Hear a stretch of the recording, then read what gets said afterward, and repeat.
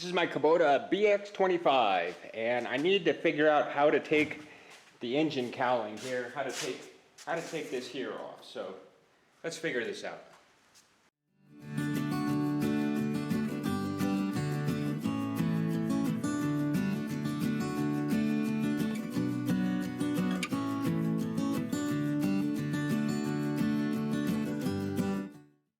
So it's got these two knobs here.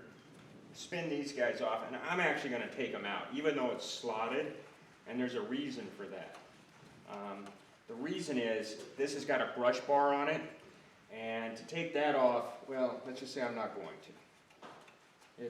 It's not been off. In order to get to it, I'd probably have to take the loader off and get under it, and I don't want to do that. So I pulled these two knobs off,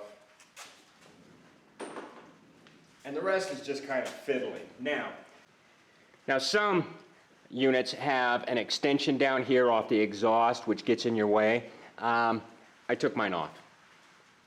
It just came right off. It wasn't that big a deal. I tried to take this off originally with that in place, and I couldn't do it. So let's see if we can get the whole cowling off now. Like I said, it's going to be fiddly because this thing is just right. If this was a ½ inch further, it would make life so much easier.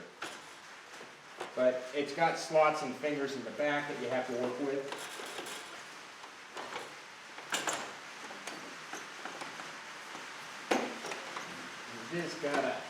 You just gotta do a lot of wiggling.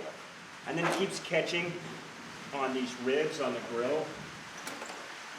So you gotta release them, you gotta release the sides, and it's starting to pour, and hopefully you'll be able to hear me.